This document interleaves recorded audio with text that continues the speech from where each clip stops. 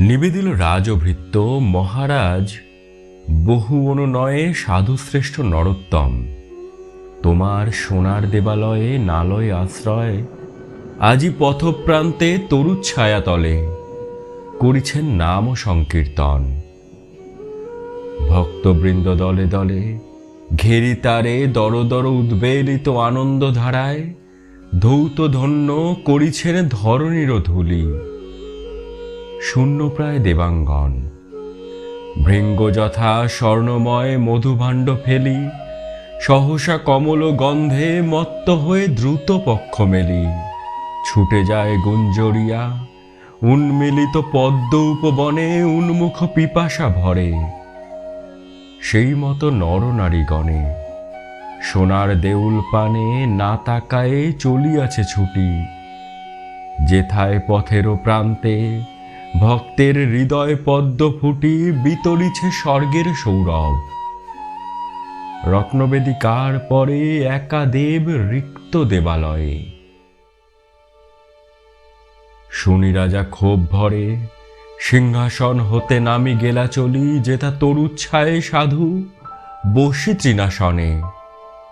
কহিলেন নমিতার পায়ে, হেরো প্রভু স্বর্ণশীর্ষ নৃপতি নির্মিত নিকেতন অভ্রভেদী দেবালয়, তারে কেন করিয়া বর্জন?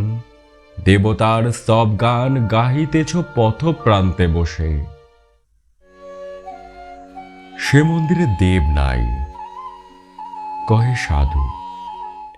রাজা কহে রোষে, দেব নাই হে সন্ন্যাসী, নাস্তিকের মতো কথা কহ। রত্ন সিংহাসন পরে দীপিতেছে রতন বিগ্রহ, শূন্য তাহা? শূন্য নয়, রাজদম্ভে পূর্ণ। সাধু কহে, আপনায় স্থাপিয়াছ জগতের দেবতারে নহে। ভ্রুকুঞ্চিয়া কহে রাজা, ২০ লক্ষ স্বর্ণ মুদ্রা দিয়া রচিয়াছি অনিন্দিত যে মন্দির অম্বর ভেদিয়া। পূজা মন্ত্রে নিবেদিয়া দেবতারে করিয়াছি দান। তুমি কহ সে মন্দিরে দেবতার নাহি কোন স্থান?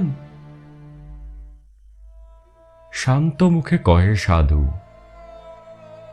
যে বৎসর বহ্নি দাহে দিন ২০ সহস্র প্রজা গৃহহীন অন্ন বস্ত্রহীন। দাঁড়াইল দ্বারে তব, কেঁদে গেল ব্যর্থ প্রার্থনায়।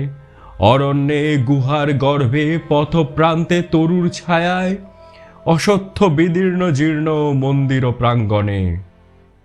সে বৎসর ২০ লক্ষ মুদ্রা দিয়া রচিতব স্বর্ণদীপ্ত ঘর দেবতারে সমর্পিলে। সেদিন কহিলা ভগবান, আমার অনাদি ঘরে অগণ্য আলোক দীপ্যমান অনন্ত নীলিমা মাঝে। মোর ঘরে ভিত্তি চিরন্তন সত্য শান্তি দয়া প্রেম। দীন শক্তি যে ক্ষুদ্র কৃপণ, নাহি পারে গৃহ দিতে গৃহহীন নিজ প্রজাগণে। সে আমারে গৃহ করে দান।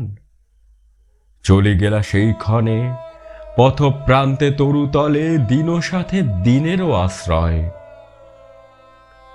অগাধ সমুদ্র মাঝে স্ফীত ফেনো যথা শূন্যময় তেমনি পরম শূন্য তোমার মন্দির বিশ্বতলে স্বর্ণ আর দর্পের বুদবুদ।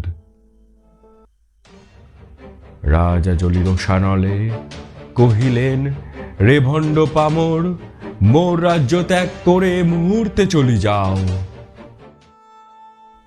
সন্ন্যাসী কহিলা শান্ত স্বরে, ভক্ত বৎসলেরে তুমি যেথায় পাঠালে নির্বাসনে, সেইখানে মহারাজ নির্বাসিত কর ভক্তজনে।